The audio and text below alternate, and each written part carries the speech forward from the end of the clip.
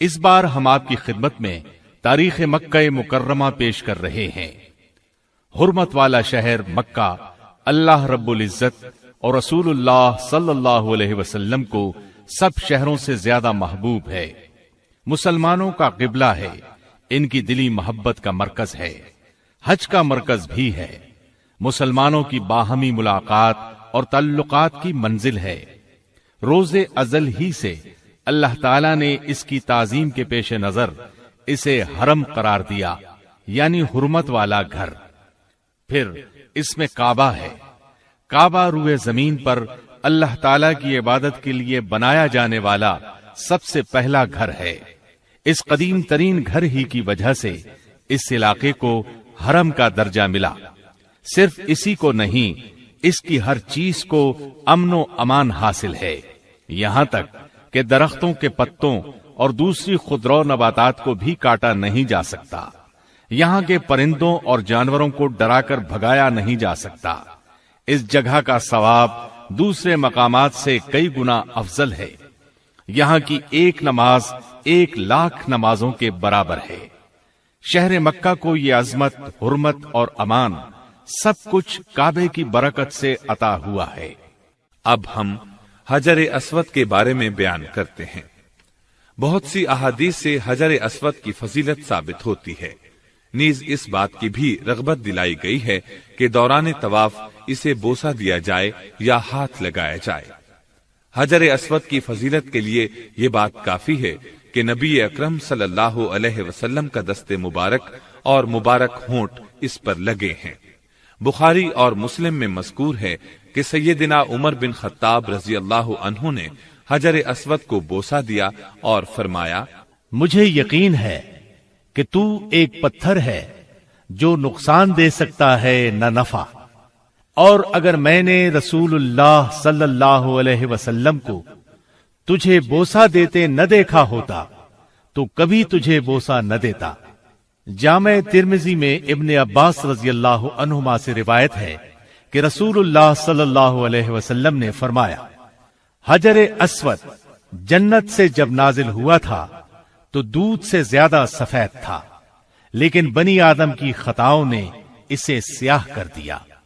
اسی طرح ترمذی میں ابن عباس رضی اللہ عنہما ہی سے روایت ہے کہ رسول اللہ صلی اللہ علیہ وسلم نے فرمایا، اللہ کی قسم، اللہ قیامت کے دن حجر اسود کو اس حال میں لائے گا کہ اس کی 2 آنکھیں ہوں گی جن سے دیکھے گا، اور زبان ہوگی جس سے بولے گا۔ جس شخص نے دنیا میں اس کو ایمان کی حالت میں بوسہ دیا ہوگا یا ہاتھ لگایا ہوگا، یہ اس کے حق میں گواہی دے گا۔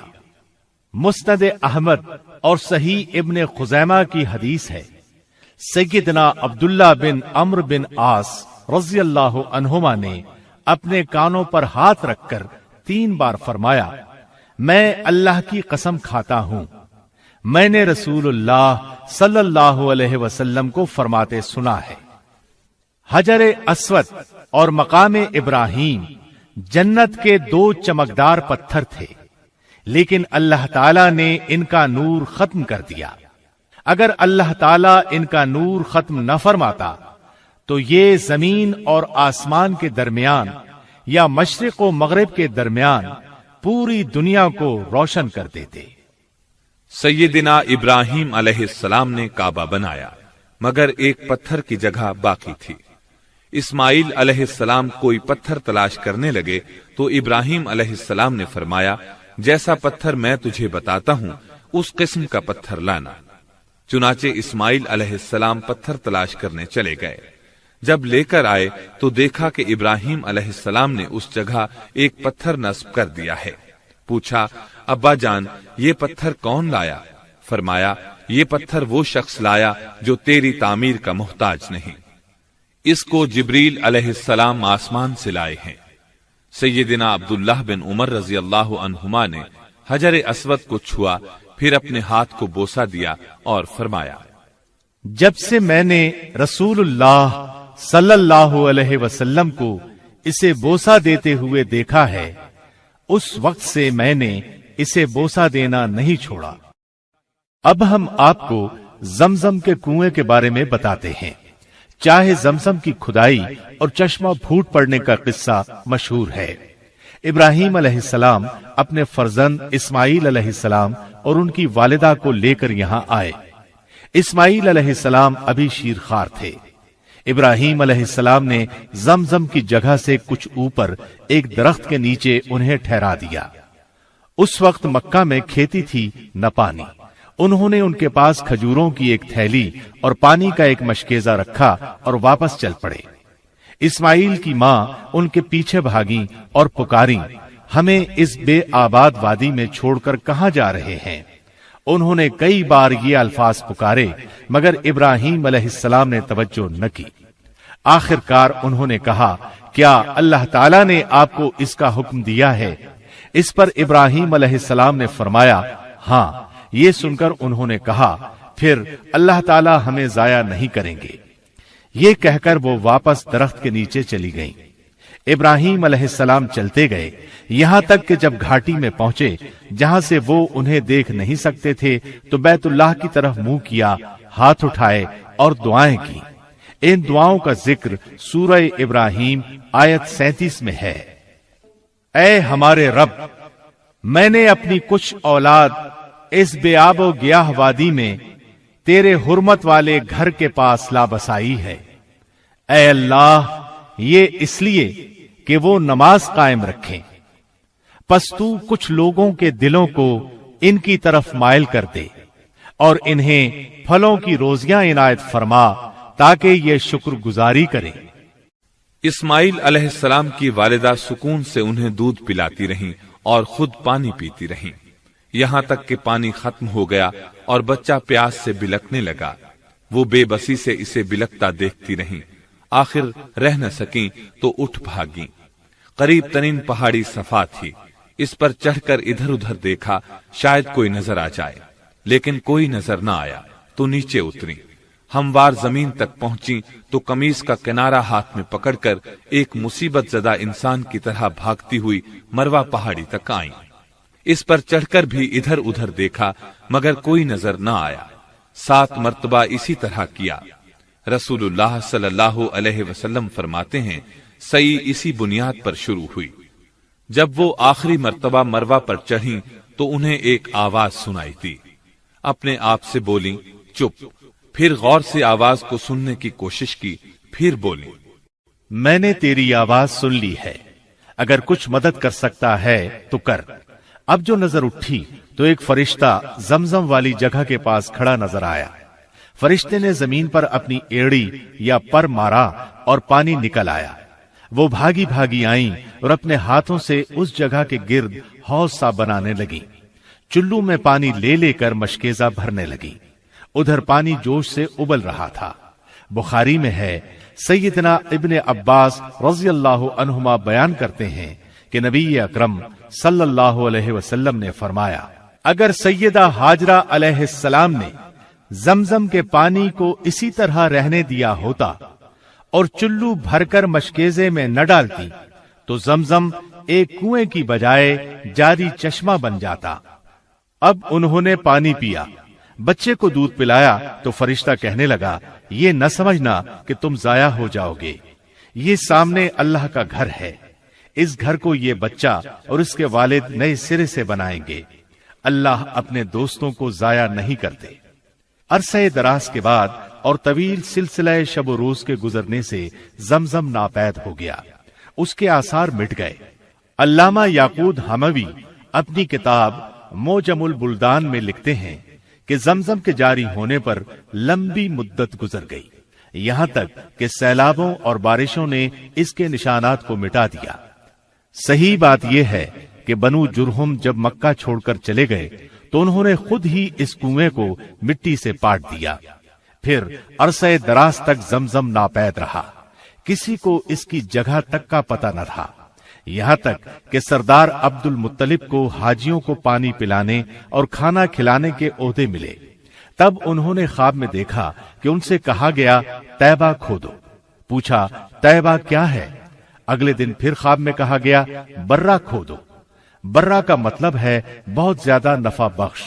उन्होंने पूछा, बर्रा क्या है? तीसरे दिन फिर ख्वाब में देखा। इस मर्तबा कहा गया, मजनूना खोदो। मजनूना का मतलब है बुख्ल से काम लेना, क्योंकि बेईमान लोगों को इससे फायदा पहुंचाने में बुख्ल ही से काम लिया गया है। पूछा गया, मजनूना क्या है? इस पर कहा गया, जमजम खोदो। उन्होंने पूछा, जमजम क्या है? कहा गया, खोदो, इससे तुम्हें और तुम्हारी औलाद को इज्जत हासिल होगी। ये कभी सूखेगा न इसका पानी कम होगा, गोया क़यामत तक जारी रहेगा। हाजियों को पिलाया जाएगा। फिर इशारे में बताया गया कि जहां जानवर ज़बाह होते हैं वहां से खोदो। दूसरे दिन सरदार अब्दुल मुत्तलिब उठे, अपने बेटे हारिस को साथ लिया, कुदाल और कस्सी लेकर वहां पहुंचे। उन दिनों हारिस के अलावा उनका कोई बेटा नहीं था। ये 3 दिन तक खोदते रहे। आखिर कुएं के आसार नजर आए। खुशी के मारे नारे तकबीर बुलंद किया और फरमाया, ये है इस्माइल का कुआं। अब कुरैश कहने लगे, हमें भी इस सादत में शरीक करो। इस पर आपने फरमाया, मैं तुम लोगों को इसमें शरीक नहीं करूंगा। ये मेरी खुसूसी फजीलत है। जिसे चाहो फैसल मान लो, उसी से फैसला करवा लेते हैं। उन्होंने बनी साद की काहिना का नाम लिया। फिर सब उसकी तरफ चल पड़े। रास्ते में इस कदर प्यास लगी कि मरने के करीब पहुंच गए। सरदार अब्दुल मुत्तलिब कहने लगे, इस तरह चुपचाप बैठे रहना तो निकम्मापन है। क्यों ना इधर उधर पानी तलाश करें, अल्लाह ताला जरूर हमें पानी अता करेंगे। चुनाचे वो चले। सरदार अब्दुल मुत्तलिब भी अपनी ऊंटनी पर सवार हुए। जब ऊंटनी उठी तो उसके पांव के नीचे से मीठे पानी का चश्मा फूट पड़ा। सरदार अब्दुल मुत्तलिब और दूसरे लोगों ने खुशी से नारा बुलंद किया और सबने सैर होकर पानी पिया। फिर वो सरदार अब्दुल मुत्तलिब से बोले, अल्लाह ताला ने ये चश्मा जारी करके आपके हक में फैसला दे दिया है।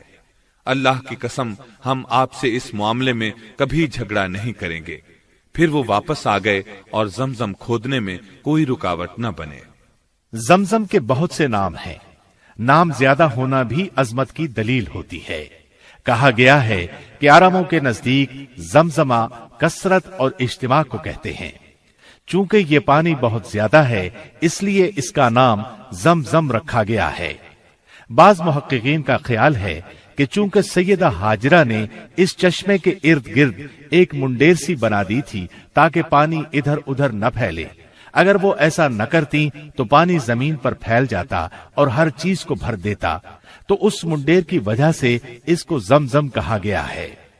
जमजम के अलावा इसके चंद नाम शब्बा, बर्रा, तैबा, बुशरा, औना, साफिया, शराबुल अबरार और मजनूना है।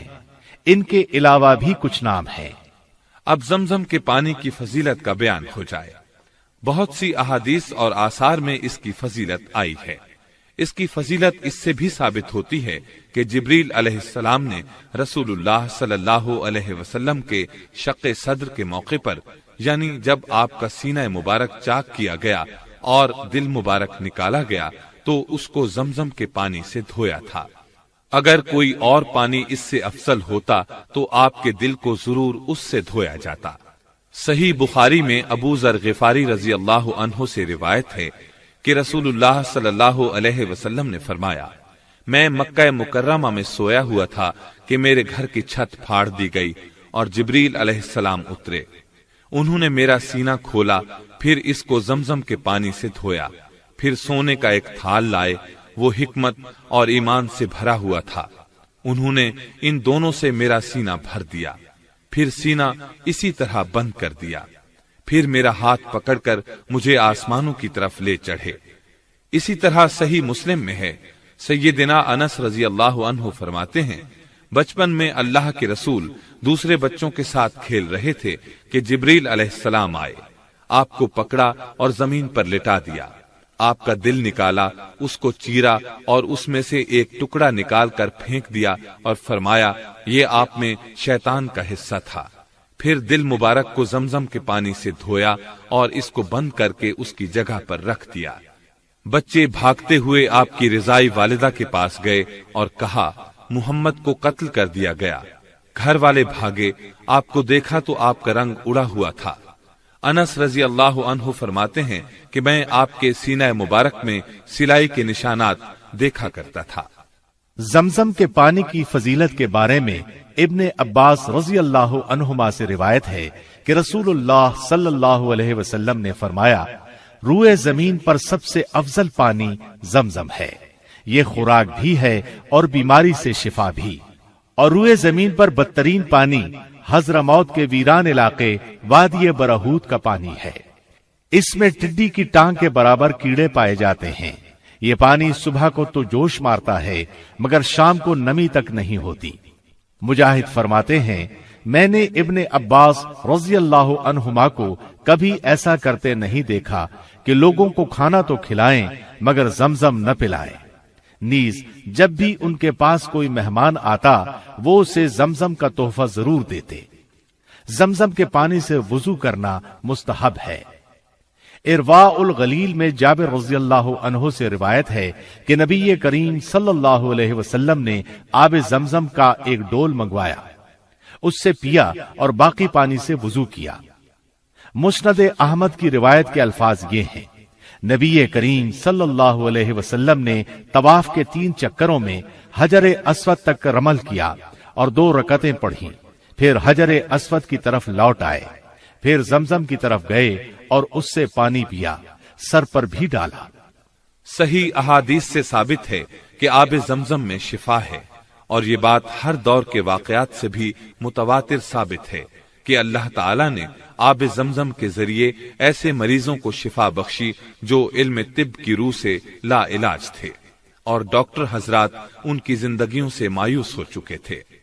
ابن عباس رضی اللہ عنہما سے روایت ہے کہ رسول اللہ صلی اللہ علیہ وسلم نے فرمایا، روئے زمین پر بہترین پانی آب زمزم ہے، یہ خوراک بھی ہے اور بیماری سے شفا بھی، اس لیے جو شخص شفا کی نیت سے پیے گا اللہ تعالیٰ اسے اپنے فضل سے شفا عطا فرمائیں گے۔ مسند احمد میں مذکور ہے، ابو حمزہ کہتے ہیں، میں ابن عباس رضی اللہ عنہما کے پاس سائلین کی ترتیب لگایا کرتا تھا، چند دن نہ گیا، انہوں نے پوچھا اتنے دن کیوں نہیں آئے؟ میں نے عرض کیا مجھے بخار تھا، انہوں نے فرمایا رسول اللہ صلی اللہ علیہ وسلم کا فرمان ہے، بخار جہنم کا جوش ہے، اس لیے اس کو زمزم کے پانی سے ٹھنڈا کر لیا کرو۔ قیس بن کرکم کہتے ہیں، میں نے ابن عباس رضی اللہ عنہما سے گزارش کی، جناب مجھے زمزم کے بارے میں کچھ بتائیں۔ انہوں نے فرمایا، نہ یہ ختم ہو سکتا ہے نہ کم، خوراک کی جگہ بھی کفایت کرتا ہے اور بیماری سے شفا بھی دیتا ہے اور ہر معلوم پانی سے بہتر ہے۔ سیدنا ابو ذر غفاری رضی اللہ عنہ نے پورا 1 ماہ صرف آب زمزم پر گزارا، ان کے پیٹ میں آب زمزم کے سوا کوئی چیز داخل نہیں ہوئی تھی، اس کے باوجود ان کے جگر پر بھوک سے کوئی کمزوری ظاہر نہ ہوئی۔ ابو ذر غفاری رضی اللہ عنہ نے خود بیان کیا ہے، جب میں مسلمان ہوا تو میں نے گزارش کی، اے اللہ کے رسول صلی اللہ علیہ وسلم، میں 30 دن سے یہاں رہ رہا ہوں۔ آپ نے پوچھا کہاں کھاتا پیتا رہا؟ میں نے عرض کیا اللہ کے رسول، آب زمزم کے سوا کوئی خوراک نہیں تھی، پھر بھی میں اتنا موٹا ہو گیا کہ پیٹ پر بل پڑنے لگے اور مجھے ذرہ بھر کمزوری محسوس نہیں ہوئی۔ آپ صلی اللہ علیہ وسلم نے فرمایا، یہ بابرکت پانی ہے، خوراک کی جگہ بھی کفایت کرتا ہے۔ ابن عباس رضی اللہ عنہما کا زمزم کے بارے میں فرمان ہے، ہم آب زمزم کو شباع کہتے تھے، یعنی سیر کر دینے والا، یہ فقر کے خلاف بہترین مددگار ہے۔ لیجئے اب ہم آپ کو ملتزم کے بارے میں بتاتے ہیں۔ حجر اسود اور کعبے کے دروازے کی درمیانی جگہ کو ملتزم کہا جاتا ہے۔ مجاہد رحمت اللہ علیہ فرماتے ہیں، حجر اسود اور دروازے کی درمیانی جگہ ملتزم ہے، جو اس جگہ اللہ سبحانہ و تعالی سے دعا کرے گا اللہ تعالیٰ اس کی دعا ضرور قبول فرمائیں گے۔ ابن عباس رضی اللہ عنہما حجر اسود اور دروازے کی درمیانی جگہ کو چمٹ جاتے تھے اور فرماتے تھے کہ دروازے اور حجر اسود کے درمیان کھڑے ہو کر جو شخص بھی اللہ تعالیٰ سے دعا کرتا ہے उसकी हाजत जरूर पूरी होती है। इस जगह को मुल्तजम कहा जाता है। यहाँ दीवार से चिमट कर दुआ करनी चाहिए। अहदीस में जिक्र मिलता है कि बहुत से सहाबा रज़ियल्लाहु अन्हुम इस जगह चिमट कर दुआएं किया करते थे। अबू जुबैर फरमाते हैं, मैंने अब्दुल्लाह बिन उमर, अब्दुल्लाह बिन अब्बास और अब्दुल्लाह बिन जुबैर रज़ियल्लाहु अन्हुम को यहाँ चिमट कर दुआएं करते देखा है। इस तरह हंज़ला फरमाते हैं, मैंने ताऊस रहमतुल्लाह अलैह को देखा कि वो हजर अस्वद और दरवाजे के दरमियान खड़े अल्लाह की पनाह तलब कर रहे हैं। उस्मान बिन अस्वद कहते हैं, मुजाहिद रहमतुल्लाह अलैह ने एक शख्स को हजर अस्वद और दरवाजे के दरमियान खड़े देखा तो उसके कंधे या पुष्ट पर हाथ मारकर फरमाया, खूब चिमट कर दुआ करो। तारिक बिन अब्दुर रहमान से मनकूल है, वो फरमाते हैं, मैंने सैयदना अली बिन हुसैन रहमहुल्लाह के साथ तवाफ किया।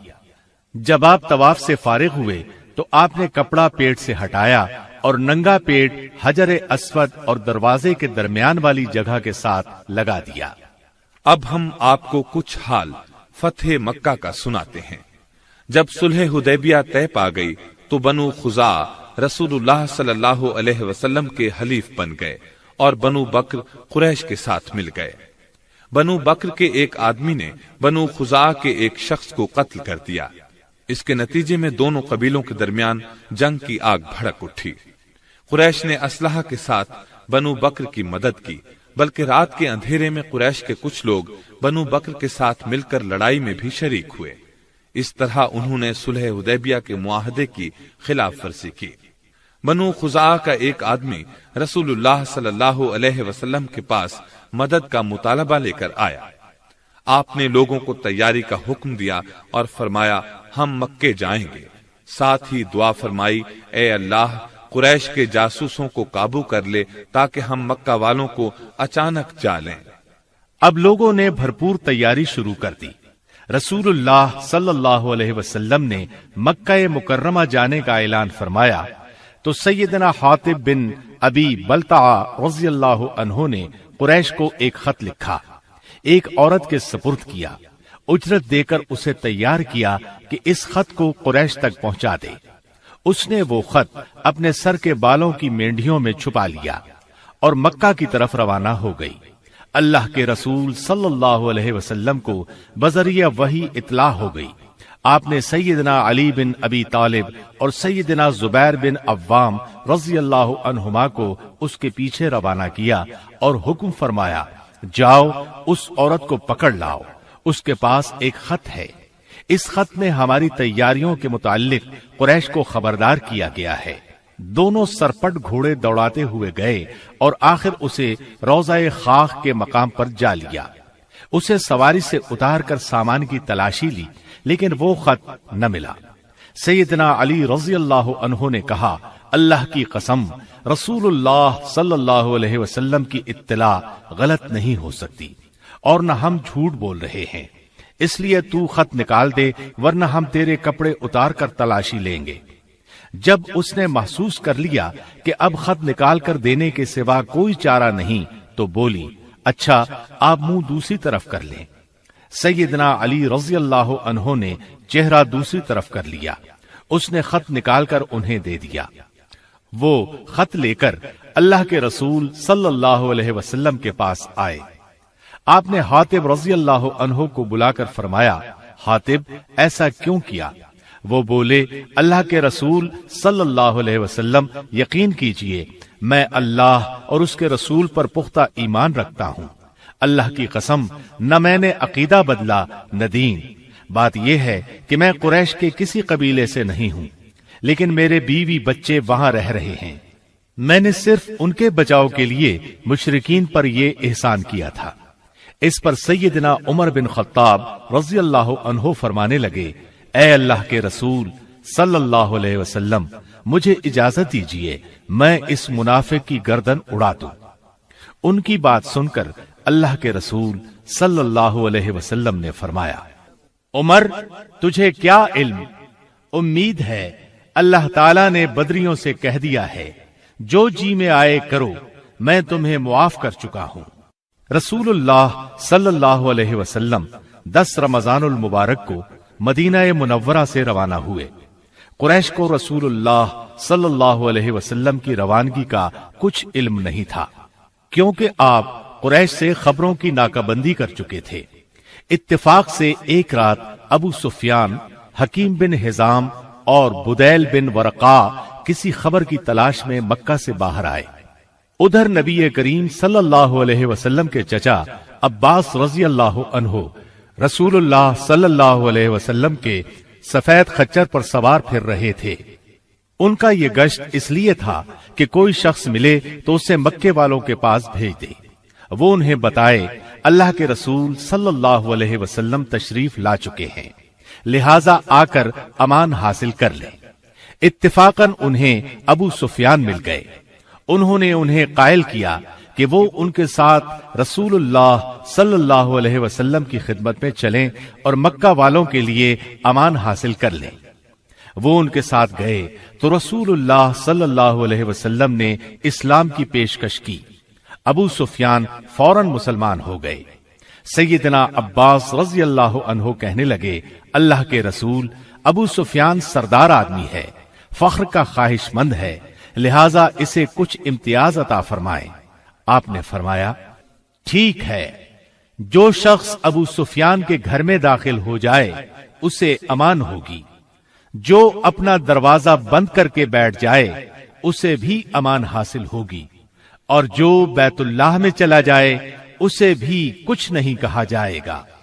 جب نبی اکرم صلی اللہ علیہ وسلم ذو طوا میں داخل ہوئے تو آپ نے فتح مندی کے احسان کا شکر ادا کرتے ہوئے اللہ تعالیٰ کے سامنے اپنا سر جھکایا ہوا تھا، یہاں تک کہ آپ کی داڑھی مبارک کے بال پالان کی لکڑی کو چھو رہے تھے۔ لشکر اسلام کا ہر دستہ رسول اللہ صلی اللہ علیہ وسلم کی ہدایات کے مطابق پیش قدمی کر رہا تھا، کوئی مزاحمت نہیں ہو رہی تھی۔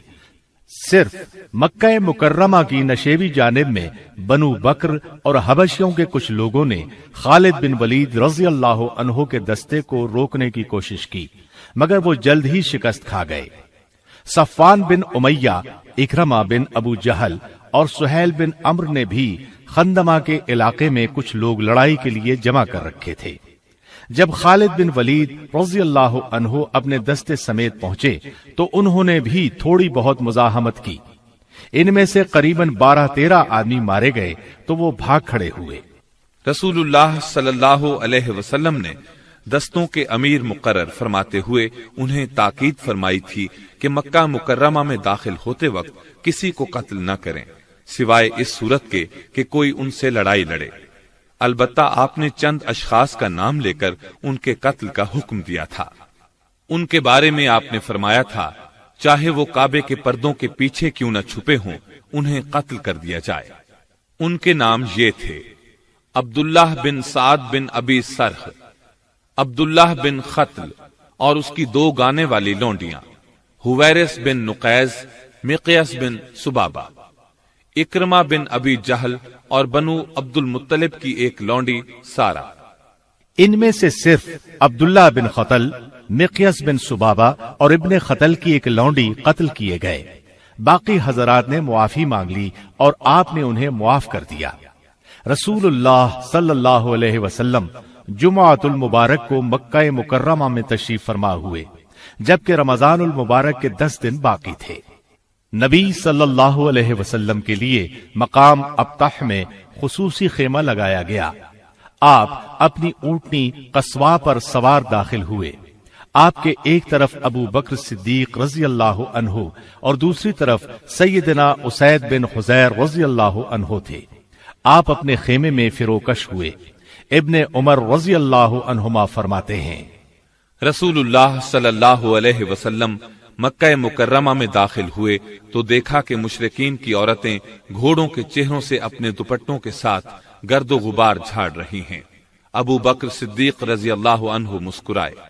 نبی صلی اللہ علیہ وسلم نے فرمایا، ابو بکر، حسان نے کیسے کہا تھا بھلا؟ ابو بکر صدیق رضی اللہ عنہ نے سیدنا حسان بن ثابت رضی اللہ عنہ کے یہ اشعار پڑھے: میری بیٹی مر جائے अगर तुम हमारे घोड़ों को कदा मकाम के दोनों किनारों पर गर्दो गुबार उड़ाते न देखो, वो अपने सवारों से बागें छुड़ा छुड़ा कर भागेंगे, उन पर काठियां पड़ी होंगी और औरतें अपने दुपट्टों के साथ उनके चेहरों से गर्दो गुबार झाड़ेंगी। नबी सल्लल्लाहु अलैहि वसल्लम ने फरमाया, घोड़ों को वहीं से दाखिल करो जहां हस्सान ने जिक्र किया है, यानी कदा से। जब लोगों में इत्मीनान हुआ तो आप अपनी ऊंटनी पर सवार होकर बैतुल्लाह तशरीफ लाए और सवारी ही पर 7 चक्कर लगाए। जब भी हजर अस्वद के पास से गुजरते अपनी छड़ी से उसे छू लेते। उस वक्त काबे के इर्द गिर्द 360 बुत थे। इन बुतों को शीशे के जरिए नस्ब किया गया था। आप इन बुतों को छड़ी से मारते और फरमाते, हक आ गया और बातिल मिट गया, बातिल तो मिटने ही वाला है। बुत चेहरे के बल गिरते जा रहे थे। सैयदना जाबिर रज़ियल्लाहु अन्हु बयान करते हैं, हम रसूलुल्लाह सल्लल्लाहु अलैहि वसल्लम के साथ मक्का मुकर्रमा में दाखिल हुए। उस वक्त बैतुल्लाह के आसपास 360 बुत थे। उनकी पूजा की जाती थी। रसूलुल्लाह सल्लल्लाहु अलैहि वसल्लम के हुक्म से इन सब को मुंह के बल गिराया गया। सही बुखारी में है, नबी अकरम सल्लल्लाहु अलैहि वसल्लम मक्का में तशरीफ लाए तो आपने बुतों की मौजूदगी में काबे में दाखिल होने से इनकार कर दिया। आपके हुक्म से इन सब को निकाल दिया गया। जब सैयदना इब्राहीम और इस्माइल अलैहिस्सलाम के बुत निकाले गए तो उनके हाथ में तीर पकड़ाए हुए थे। रसूलुल्लाह सल्लल्लाहु अलैहि वसल्लम ने फरमाया, अल्लाह इन मुशरिकों पर लानत करे। अल्लाह की कसम, इन्हें इल्म है कि इन दोनों शख्सियात ने कभी तीरों के साथ किस्मत आजमाई नहीं की। फिर आप बैतुल्लाह में दाखिल हुए और कोनों में खड़े होकर तकबीरें पढ़ते रहे, लेकिन आपने इसमें नमाज अदा नहीं फरमाई। सही बुखारी की दूसरी रिवायत में है कि आपने इसमें नमाज अदा फरमाई थी। दुरुस्त बात भी यही है जैसा कि सैयदना अब्दुल्लाह बिन उमर रज़ियल्लाहु अन्हुमा बयान करते हैं। फिर जब नबी करीम सल्लल्लाहु अलैहि वसल्लम ने काबे में नमाज अदा फरमाई, बैतुल्लाह का चक्कर लगा लिया, उसके कोनों में तकबीरात पढ़ ली और नारे तौहीद बुलंद फरमा दिया, तो बैतुल्लाह का दरवाजा खुलने पर आपने देखा कि मस्जिद कुरैश से भर चुकी थी। वो सफों में बैठे इंतजार कर रहे थे कि अब आप उनके साथ क्या सलूक फरमाते हैं। आपने बैतुल्लाह के दरवाजे के बाजुओं को पकड़कर फरमाया, अल्लाह के सिवा कोई सच्चा माबूद नहीं, वो यकता है, कोई उसका शरीक नहीं। उसने अपना वादा पूरा फरमाया, अपने बंदे की मदद फरमाई और अकेले ने सब लश्करों को शिकस्त दे दी। खबरदार, हर किस्म का फख्र, माली और नसबी इम्तियाज जिनके दावे किए जाते हैं, आज मेरे इन पांव तले हैं, सिवाय बैतुल्लाह की खिदमत और हाजियों को पानी पिलाने की खिदमत के। खबरदार, अगर किसी को कोड़े या लाठी के साथ गलती से मार दिया जाए तो कातिल पर सख्त दियत लागू होगी, यानी 100 ऊंट, जिनमें 40 ऊंटनियां हामिला भी होंगी। ए कुरैश, अल्लाह ताला ने तुम्हारा जाहिली तकब्बुर और आबाई फख्र खत्म कर दिया। सब लोग आदम अलैहिस्सलाम की औलाद हैं और सैयदना आदम अलैहिस्सलाम मिट्टी से बने थे। फिर आपने सूरतुल हुजुरात की आयत 13 तिलावत फरमाई, ऐ लोगो, हमने तुम्हें एक मर्द और एक औरत से पैदा किया, फिर हमने तुम्हें कबीलों और कौमों में बांट दिया ताकि तुम एक दूसरे को पहचान सको। तुम में सबसे ज्यादा मुअज़्ज़ज़ वो है जो अल्लाह ताला से ज्यादा डरता है।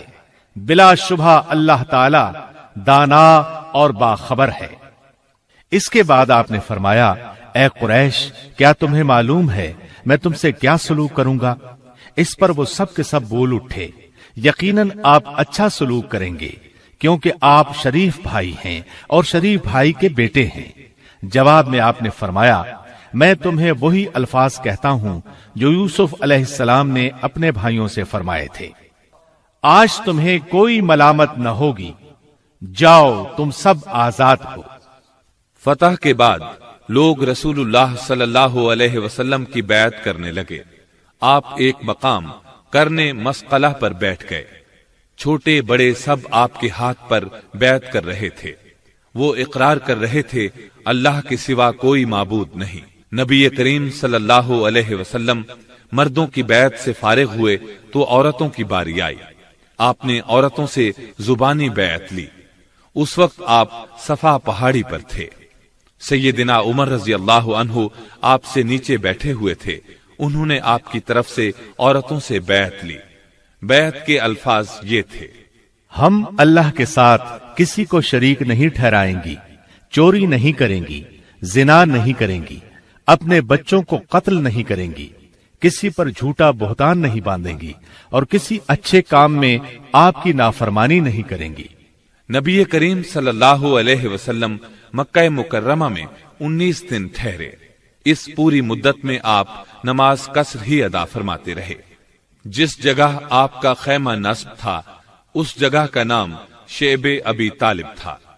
ان دنوں میں آپ نے بہت سے امور سر انجام دیے، مثلا کعبے کو بتوں سے پاک کیا، بیت اللہ کے اندر نماز ادا کی، بیت اللہ کے اندر بنی تصاویر مٹوائیں، بنو شیبہ کا کعبے کے خدام کے طور پر تقرر فرمایا، بنو عبد المطلب کو سقایا یعنی حجاج کو پانی پلانے کی خدمت سونپی۔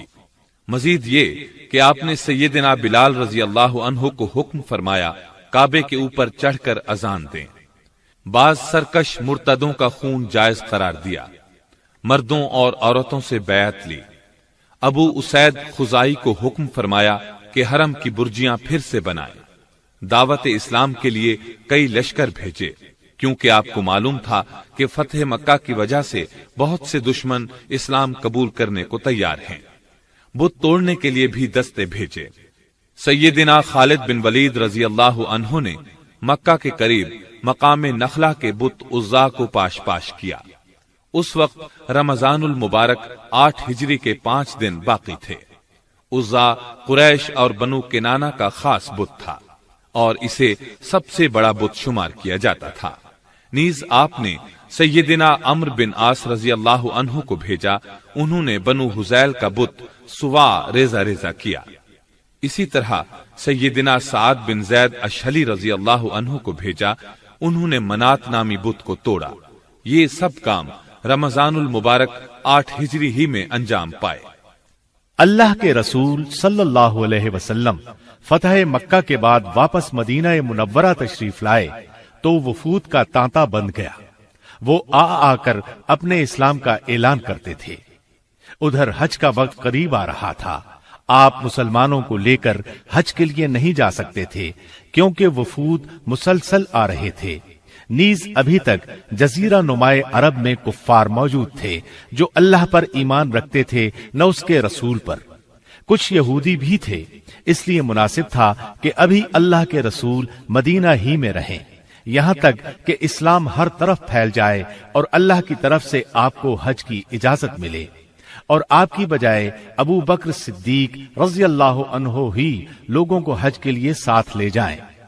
چونکہ مشرکین اب بھی بیت اللہ کا حج کرنے کے لیے آ جاتے تھے، اس لیے ضروری تھا کہ کعبے کو مشرکین کی آمد سے بھی پاک کیا جائے، جیسا کہ بتوں اور شرکیہ نشانات سے پاک کیا جا چکا تھا۔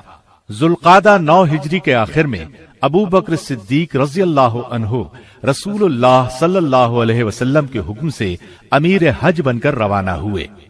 آپ کے ساتھ نبی اکرم صلی اللہ علیہ وسلم کی طرف سے 20 اونٹ قربانی کے لیے بھیجے گئے تھے، جبکہ خود ان کے 50 اونٹ تھے۔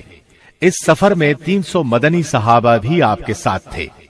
جب آپ ذوالحلیفہ، جسے آج کل آبار علی کہا جاتا ہے اور یہ مدینہ سے قریباً 11 کلومیٹر دور ہے، پہنچے تو رسول اللہ صلی اللہ علیہ وسلم نے سیدنا علی بن ابی طالب رضی اللہ عنہ کو بھیجا۔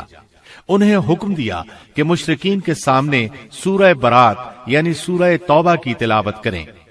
اس سورہ کی آیت 28 میں اللہ تعالیٰ فرماتے ہیں: اے ایمان والو، مشرک پلید ہیں، اس سال کے بعد وہ مسجد حرام کے قریب بھی نہ آئیں، اور اگر تمہیں ڈر ہو کہ اس پابندی سے تم فقیر ہو جاؤ گے تو یقین رکھو بہت جلد اللہ تعالیٰ تمہیں اپنے فضل سے مالدار کر دے گا، اگر اللہ کی مرضی ہوئی۔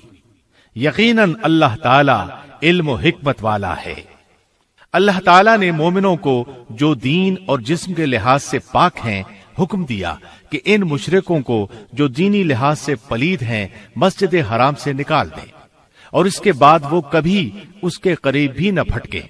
چنانچہ علی رضی اللہ عنہ نے قربانی والے دن فرمایا، اے لوگو، اس سال کے بعد کوئی مشرک حج کرنے نہ آئے، کوئی ننگا شخص بیت اللہ کا طواف نہ کرے، اور جس شخص کا اللہ کے رسول صلی اللہ علیہ وسلم سے معاہدہ ہو چکا ہے وہ مقررہ مدت تک برقرار رہے گا۔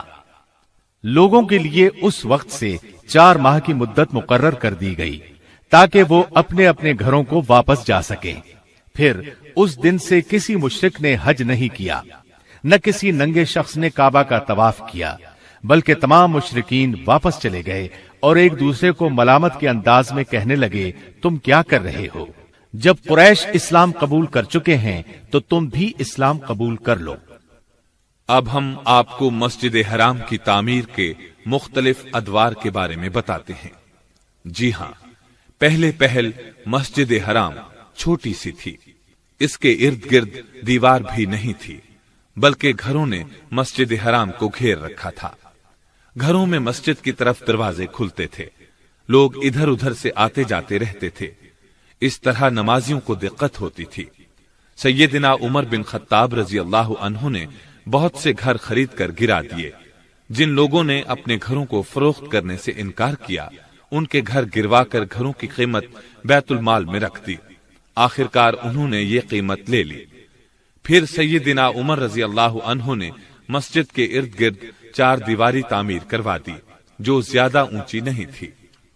سیدنا عمر رضی اللہ عنہ نے لوگوں سے فرمایا، کعبہ پہلے سے بنا ہوا تھا، تم بعد میں رہنے لگے ہو، لہذا خالی جگہ کعبے کا صحن ہے نہ کہ تمہارا۔ یہ 17 ہجری کی بات ہے جب سیدنا عمر رضی اللہ عنہ عمرہ کرنے کے لیے تشریف لائے تھے اور مکہ مکرمہ میں 20 دن ٹھہرے تھے۔ سیدنا عثمان رضی اللہ عنہ کے دور میں لوگ زیادہ ہو گئے تو انہوں نے مسجد کی مزید توسیع فرمائی۔ کچھ لوگوں سے گھر خرید لیے، جنہوں نے بیچنے سے انکار کیا ان کے گھر زبردستی گرا دیے۔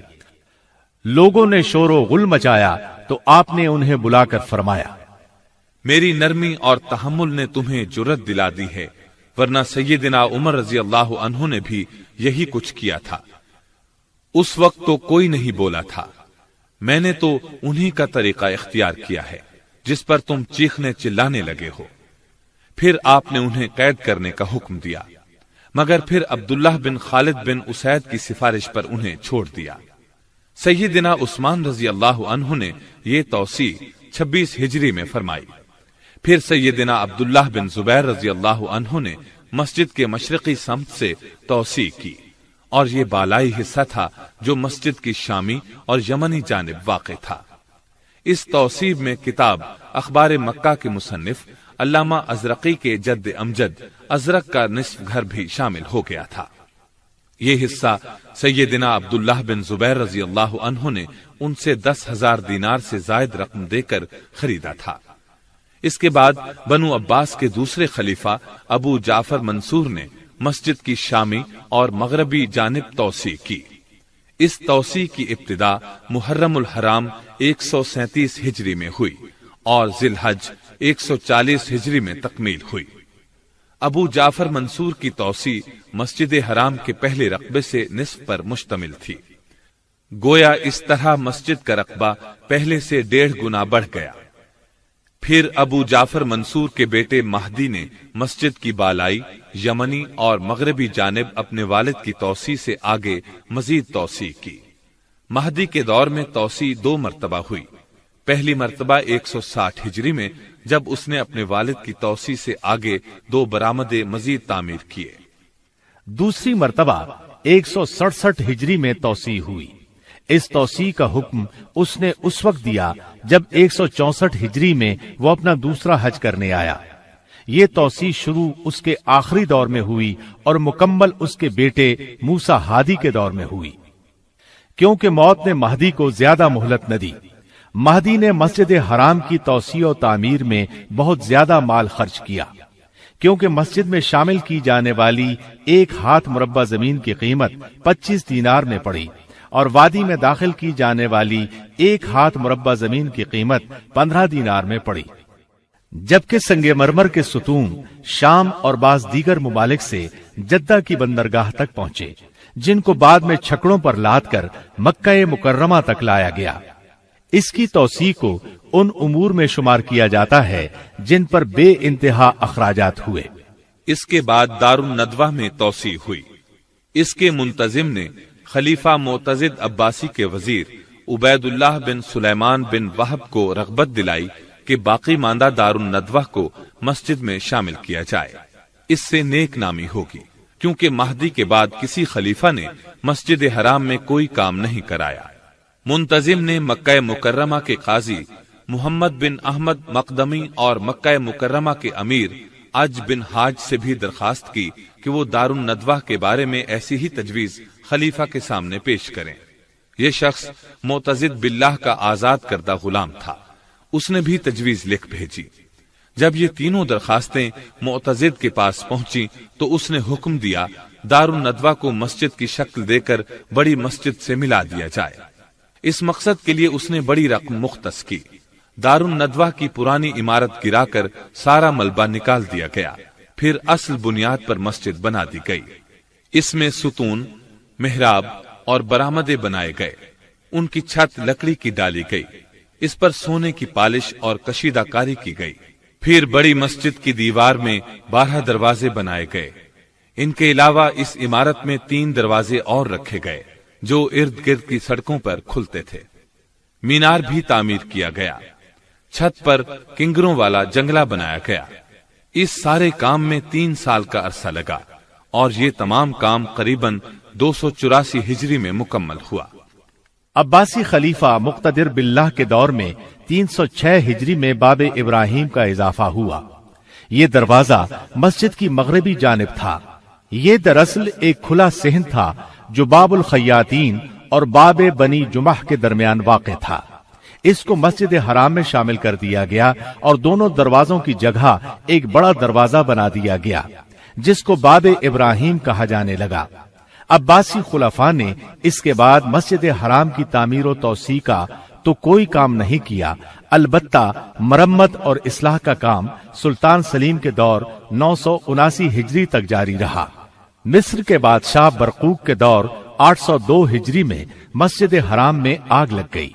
سلطان برقوق نے عمارت دوبارہ تعمیر کرائی، اس پر پہلے کی طرح ساگوان کی لکڑی کی چھت ڈلوائی، پھر کئی بار اس کی مرمت بھی کرائی گئی، لیکن آہستہ آہستہ اس میں کمزوری آتی گئی اور اس میں ٹوٹ پھوٹ کا عمل ہوتا رہا۔ سلطان سلیم کے سامنے جب یہ صورتحال پیش کی گئی تو اس نے اس کو گرا کر نئی عمارت بنانے کا حکم دیا اور کہا کہ چھت لکڑی کی نہ ڈالی جائے بلکہ اس کو گنبدوں کی شکل میں بنایا جائے۔ یہ کام 979 ہجری میں شروع ہوا، لیکن سلطان سلیم تعمیر مکمل ہونے سے پہلے ہی فوت ہو گئے۔ پھر ان کے بیٹے سلطان مراد سوم نے اس کام کو مکمل کیا۔ تعمیر نو کا یہ کام 984 ہجری میں مکمل ہوا۔ عباسی خلیفہ مقتدر باللہ کے دور میں مسجد حرام میں جو توسیع ہوئی تو اس کے بعد 1069 برس تک مسجد حرام کا رقبہ اتنا ہی رہا، البتہ ارد گرد عمارات بنتی رہیں، بلکہ آہستہ آہستہ مسجد کی طرف سرکتی رہیں۔ سعی والی جگہ کا بھی یہی حال رہا کہ اس کے اور مسجد حرام کے درمیان کئی منزلہ عمارات تھیں۔ سعی والی جگہ کی صورت ایک تنگ گلی کی سی ہو کر رہ گئی، اس کے ارد گرد دکانیں تھیں۔ اب مسجد حرام اپنے محدود رقبے کی وجہ سے زائرین کے لیے تنگ ہو رہی تھی۔ حاجیوں کی تعداد اب اتنی کم نہیں رہی تھی جتنی جانوروں اور بادبانی کشتیوں کے زمانے میں تھی، بلکہ ذرائع آمد و رفت کی ترقی کی وجہ سے اب تعداد کئی گنا بڑھ چکی تھی۔ اب جانوروں کی بجائے نئی بسیں، کاریں اور تیز ترین ہوائی جہاز ایجاد ہو چکے تھے۔ بادبانی کشتیوں کی بجائے تیز رفتار دیو ہیکل باہری جہاز کا دور آ چکا تھا۔ اتنی بڑی تعداد کے لیے یہ مسجد بہت تنگ پڑ گئی تھی۔ جوں دن گزر رہے تھے، حجاج اور زائرین کی تعداد میں بے انتہا اضافہ ہو رہا تھا۔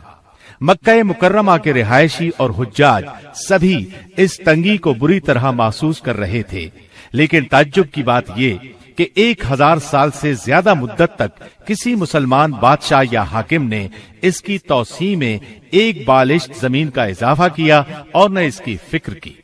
1370 ہجری میں مسجد نبوی کی توسیع کا آغاز ہوا۔ 5 محرم 1375 ہجری میں مسجد نبوی کی توسیع کا کام پورا ہونے پر سرکاری طور پر اعلان کیا گیا کہ مسجد نبوی کی توسیع کے دوران استعمال ہونے والی تمام مشینری اور جملہ آلات کو مکہ مکرمہ منتقل کر دیا جائے تاکہ فوری طور پر مسجد حرام کی توسیع کے منصوبے کا آغاز ہو سکے۔ شاہ عبدالعزیز بن عبد الرحمن آل سعود رحمت اللہ علیہ نے حرمین شریفین کے معاملات پر بہت زیادہ توجہ دی، چنانچہ انہوں نے مسجد کی مرمت کا حکم دیا۔ اس حکم کے تحت حرم میں سنگ مرمر لگایا گیا، نئے سرے سے رنگ کیا گیا، دروازے اور برآمدوں کے فرش درست کیے گئے۔ شاہ عبدالعزیز پہلے شخص ہیں جنہوں نے سعی والی گلی کا فرش لگوایا، اس کے اوپر سائبان کی تجدید کرائی، جبکہ مسعی یعنی سعی کرنے کی جگہ پر سب سے پہلے شاہ شریف حسین بن علی نے 1339 ہجری میں سائبان لگوایا تھا۔ مسجد حرام میں پہلی توسیع شاہ سعود بن عبدالعزیز کے دور میں ہوئی۔ مسعی کے دونوں جانب بنے ہوئے گھر گرا دیے گئے اور مسعی کی 2 منزلیں بنائی گئیں۔ پہلی منزل میں صفا سے مروہ جانے اور مروہ سے صفا واپس آنے کے لیے الگ الگ راستے بنائے گئے۔ درمیان میں ایک چھوٹا سا جنگلہ لگا دیا گیا تاکہ جانے اور آنے کے راستے جدا جدا رہیں۔ پہلی منزل میں 16 دروازے لگائے گئے۔ دوسری منزل پر جانے کے لیے 2 راستے بنائے گئے، ایک صفا دوسرا مروہ کے پاس۔ پھر جنوبی جانب کی عمارت گرائی گئی اور 2 منزلہ خوبصورت برآمدہ بنایا گیا۔ مسعی کے سوا باقی توسیع شدہ عمارت کے نیچے تہخانے بنائے گئے۔ پھر مغربی اور شمالی جانب میں بھی جنوبی توسیع کی طرح توسیع کی گئی اور ان دونوں جانب بھی وہی کچھ بنایا گیا جو جنوبی جانب بنایا گیا تھا۔ دروازوں کی تعداد بھی بڑھائی گئی، چھوٹے بڑے سب مل کر 51 دروازے بن گئے۔ توسیع کے دوران پرانے 7 مینار گرا کر 7 نئے مینار بنائے گئے۔ اس طرح سعودی دور کی پہلی توسیع میں 1,53,000 مربع میٹر کا اضافہ کیا گیا اور مسجد کا کل رقبہ 1,80,850 مربع میٹر ہو گیا۔ گویا اس توسیع کے بعد مسجد حرام کا رقبہ 6 گنا بڑھ گیا، جبکہ اس توسیع سے پہلے مسجد کا کل رقبہ صرف 27,850 مربع میٹر تھا۔ مزید یہ کہ توسیع والی عمارت انتہائی مضبوط اور خوبصورت ہے۔ دیواروں پر سنگ مرمر اور چھتوں اور ڈاٹوں میں عمارتی پتھر جڑا گیا ہے تاکہ مسجد حرام فن تعمیر کا شاہکار بن جائے۔ شاہ فہد نے حرم کی طرف بہت توجہ دی اور بڑی دریا دلی سے خرچ کیا۔ ان کے منصوبے کے 2 پہلو ہیں، نمبر 1 زیبائش و آرائش، نمبر 2 مسجد حرام کے رقبے میں اضافہ۔ رقبے میں اضافہ تو اس طرح کیا گیا کہ مغربی جانب باب عبدالعزیز سے باب عمرہ تک 2 منزلہ عمارت اور تہخانے بنائے گئے اور مسجد کی چھت کو بھی نماز کی ادائیگی کے قابل بنا دیا گیا۔ وہاں کھلے صحن تعمیر کیے گئے، ان میں 80,000 سے زائد افراد نماز پڑھ سکتے ہیں۔ بجلی کے ذریعے چلنے والی سیڑھیوں کے لیے 3 مقامات بنائے گئے۔ گویا کے توسیع کی سابقہ 2 منزلوں کے اوپر تیسری منزل کا بھی اضافہ کیا گیا ہے۔ اس توسیع میں باب الملک فہد کے نام سے ایک عظیم دروازہ بنایا گیا۔ اس کے ساتھ 14 چھوٹے دروازے بھی ہیں۔ تہخانوں میں جانے کے لیے 2 راستے بنائے گئے ہیں۔ اس توسیع کے بعد اب مسجد میں داخل ہونے کے لیے 4 بڑے اور 54 چھوٹے دروازے ہیں۔ تہخانوں میں داخل ہونے کے لیے 6 الگ راستے ہیں۔ اس کے علاوہ دوسری منزل پر جانے کے لیے بھی کئی راستے اور بجلی کے ذریعے چلنے والی سیڑھیاں موجود ہیں۔ مسجد کے 7 سابقہ میناروں میں بالکل انہی جیسے 2 اور میناروں کا اضافہ کیا گیا ہے۔ اس طرح میناروں کی تعداد اب 9 ہو گئی ہے۔ اس نئے اضافے کا رقبہ 76,000 مربع میٹر ہے۔ یہ رقبہ پہلی سعودی توسیع سے پہلے کی مسجد حرام کے رقبے سے 3 گنا ہے۔ اس کا مطلب یہ ہے کہ دونوں سعودی توسیعات سے مسجد حرام کا رقبہ 9 گنا بڑھ گیا ہے۔ اس کے علاوہ نمازیوں کے لیے مسجد کی مشرقی جانب مساح سے متصل نئے میدان بھی بنائے گئے ہیں۔ ان کو مشرقی صحن کہا جاتا ہے۔ جبل ابی قبیس کے دامن میں شاہی محلات واقع ہیں، جن کا رقبہ قریباً 40,000 مربع میٹر ہے۔ ان میں وہ تمام سہولیات مہیا کی گئی ہیں جن کی نمازیوں کو ضرورت پیش آ سکتی ہے۔ اس کے ساتھ ساتھ جنوبی اور مغربی جانب بھی وسیع صحن تیار کیے گئے ہیں۔ ان میں سفید سنگ مرمر کا فرش لگایا گیا ہے تاکہ جب نمازی زیادہ ہوں تو یہاں بھی لوگ نماز ادا کر سکیں۔ حج کے دنوں میں خاص طور پر یہاں نمازیں ادا کی جاتی ہیں۔ حرم کی توسیع اور آرائش و زیبائش یقیناً اپنی جگہ ایک انتہائی اہم کام ہے، لیکن تمام نمازیوں کو ایک امام کے پیچھے اکٹھا کرنا اس سے کہیں بڑھ کر اہمیت کا حامل ہے۔ واقعہ یہ ہے کہ ایک امام کے پیچھے اکٹھے نماز ادا کرنے سے پہلے حرم میں مختلف مکتبہ ہائے فکر کے ائمہ کی الگ الگ جائے نماز ہوتی تھی۔ امام مالک رحمت اللہ علیہ کے پیروکار ایک جگہ نماز ادا کرتے تھے تو امام شافعی رحمت اللہ علیہ کے پیروکار دوسری جگہ۔ اسی طرح امام احمد بن حنبل رحمت اللہ علیہ کے معتقدین کا مصلی جدا مقام پر تھا، اور امام ابو حنیفہ رحمت اللہ علیہ کے پیروکار الگ جگہ پر نماز ادا کیا کرتے تھے۔ ان میں سے ہر مقام پر الگ امام نماز پڑھایا کرتا تھا۔ اذان تو ایک ہی ہوتی تھی، جبکہ نماز الگ الگ 4 مقامات پر مختلف اوقات میں ادا کی جاتی تھی۔ سب سے پہلے امام احمد بن حنبل رحمت اللہ علیہ کے پیروکار نماز ادا کرتے، ان کے بعد امام شافعی رحمت اللہ علیہ کے ماننے والے، پھر امام مالک رحمت اللہ علیہ کے پیروکار، اسی طرح سب سے آخر میں امام ابو حنیفہ رحمت اللہ علیہ کے طریق پر چلنے والے اپنی نماز ادا کیا کرتے تھے۔ ہر مصلی کا الگ امام مقرر کرنے کی بدعت عثمانیوں نے شروع کی تھی، جو شاہ عبدالعزیز بن عبد الرحمن آل سعود کی آمد تک جاری رہی۔ شاہ عبدالعزیز نے یہ تمام طریقے ختم کر دیے جو مسلمانوں کی زندگی کو عیبدار بنا رہے تھے، اور تمام امور کو رسول اللہ صلی اللہ علیہ وسلم اور سلف صالحین کے عہد کی طرف لوٹاتے ہوئے مسلمانوں کو ایک امام کی اقتداء میں نماز ادا کرنے کا حکم جاری کر دیا۔ لیجئے اب ہم آپ کو مکہ مکرمہ کے تاریخی مقامات کی سیر کراتے ہیں۔ جبل حرا کا نام تو آپ نے سنا ہے۔ یہی وہ پہاڑ ہے جس میں ایک غار ہے جو لوگوں میں غار حرا کے نام سے مشہور ہے۔ اس غار میں وحی کے نزول کا آغاز ہوا۔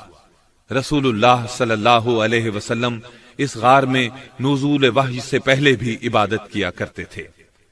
مسلم کی حدیث ہے، ابو ہریرہ رضی اللہ عنہ بیان کرتے ہیں کہ نبی کریم صلی اللہ علیہ وسلم سیدنا ابو بکر صدیق، سیدنا عمر، سیدنا عثمان، سیدنا علی، سیدنا طلحہ اور سیدنا زبیر رضی اللہ عنہم حرا پہاڑ کی ایک چٹان پر بیٹھے تھے کہ چٹان ہلنے لگی۔ رسول اللہ صلی اللہ علیہ وسلم نے فرمایا، رک جا، اس وقت تجھ پر ایک نبی، ایک صدیق اور شہید ہی بیٹھے ہیں۔ جبل سور، یہ پہاڑ مکہ مکرمہ کی نشیبی جانب جنوب میں واقع ہے۔ ہجرت کے موقع پر نبی کریم صلی اللہ علیہ وسلم اور ابو بکر صدیق رضی اللہ عنہ اس پہاڑ کے مشہور غار میں چھپے تھے۔ یہ وہی غار ہے جس کا ذکر اللہ نے اپنی کتاب قرآن مجید میں کیا ہے۔ 2 میں سے دوسرے جبکہ وہ غار میں تھے۔ مسجد خیف مینا میں واقع ہے۔ یہ ان مساجد میں سے ہے جن کی فضیلت بعض احادیث اور آثار صحابہ سے ثابت ہے۔ ابن عباس رضی اللہ عنہما کی ایک مرفوع حدیث میں ہے، مسجد خیف میں 70 انبیاء علیہم السلام نے نماز پڑھی ہے۔ حجۃ الوداع کے موقع پر نبی کریم صلی اللہ علیہ وسلم نے بھی اس میں نمازیں ادا کی۔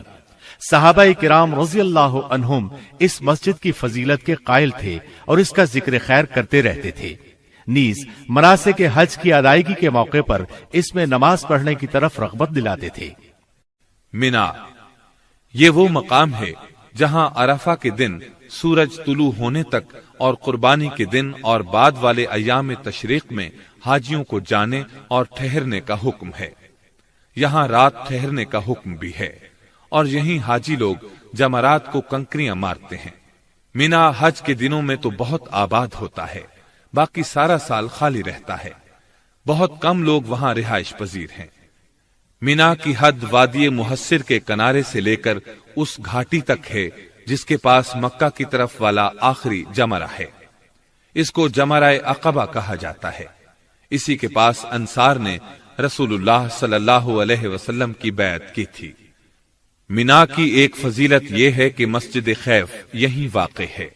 نیز اللہ تعالی نے اسی وادی میں سیدنا ابراہیم علیہ السلام کو ان کے بیٹے کے فدیے کے طور پر مینڈھا عطا فرمایا تھا۔ عرفہ کو عرفات بھی کہا جاتا ہے۔ یہاں ٹھہرنا حاجیوں کے لیے فرض ہے۔ جو عرفات میں وقوف نہ کر سکے اس کا حج نہیں ہوتا، کیونکہ رسول اللہ صلی اللہ علیہ وسلم نے فرمایا، الحج عرفہ، حج وقوف عرفہ کا نام ہے۔ جو شخص وقوف عرفہ نہ کر سکے اسے جانور قربان کرنا ہوگا اور آئندہ سال حج بھی کرنا ہوگا۔ یوم عرفہ کی فضیلت بہت سی احادیث میں آئی ہے۔ صحیح مسلم میں ہے، رسول اللہ صلی اللہ علیہ وسلم نے فرمایا، کسی بھی دن اللہ تعالی اتنے افراد آگ سے آزاد نہیں کرتا جتنے عرفہ کے دن آزاد کرتا ہے۔ اس دن اللہ تعالی حاجیوں کے قریب ہوتا ہے، پھر ان کی وجہ سے فرشتوں کے ساتھ اظہار فخر کرتا ہے اور پوچھتا ہے، ان کا مقصد کیا ہے؟ رسول اللہ صلی اللہ علیہ وسلم نے فرمایا، کسی بھی دن شیطان اتنا چھوٹا، ذلیل، حقیر اور ناراض نہیں ہوتا جتنا عرفہ کے دن، کیونکہ اس دن اللہ کی رحمت کثرت سے نازل ہوتی ہے اور اللہ تعالی بڑے بڑے گناہ معاف فرماتے ہیں۔ مزدلفہ وہ مقام ہے جہاں عرفات سے واپسی پر حاجیوں کو جانے اور رات ٹھہرنے کا حکم دیا گیا ہے۔ یہ عرفہ اور وادی محصر کے دو تنگ پہاڑی راستوں کا درمیانی علاقہ ہے۔ عرفہ کے اس تنگ راستے کو مضیق کہا جاتا ہے۔ بہت سے علماء نے مزدلفہ کی یہی حد بندی کی ہے۔ مزدلفہ میں رات گزارنا واجب ہے۔ رات نہ گزارنے کی صورت میں ایک جانور ذبح کرنا ہوگا، اور مستحب یہ ہے کہ آدمی رسول اللہ صلی اللہ علیہ وسلم کی اقتداء کرتے ہوئے صبح تک وہیں ٹھہرے، پھر نماز کے بعد روشنی پھیل جانے تک ٹھہرا رہے۔ اس کے بعد سورج طلوع ہونے سے پہلے ہی مینا کی طرف چل دے۔ وادی محصر یہ وہ جگہ ہے جہاں تیزی کے ساتھ گزر جانا ضروری ہے۔ یہ مینا اور مزدلفہ کے درمیان ایک وادی ہے۔ یہ مینا میں شامل ہے، نہ مزدلفہ میں۔ اس کو وادی محلل بھی کہا جاتا ہے، کیونکہ حج کے دوران جب لوگ یہاں سے گزرتے ہیں تو تکبیریں پڑھتے ہوئے تیزی سے گزر جاتے ہیں۔ اس مقام پر یہی عمل پسندیدہ ہے۔ آپ صلی اللہ علیہ وسلم بھی یہاں سے تیزی سے گزرے تھے اور فرمایا تھا، یہ شیطانوں کا ٹھکانہ ہے۔ وادی محصب حاجی کے لیے مستحب ہے کہ وہ مینا سے واپسی پر یہاں ٹھہرے۔ یہ وادی مکہ سے مینا کے راستے پر واقع ہے۔ رسول اللہ صلی اللہ علیہ وسلم یہاں ٹھہرے تھے۔ ابو رافع رضی اللہ عنہ رسول اللہ صلی اللہ علیہ وسلم کے سامان وغیرہ کے نگران تھے۔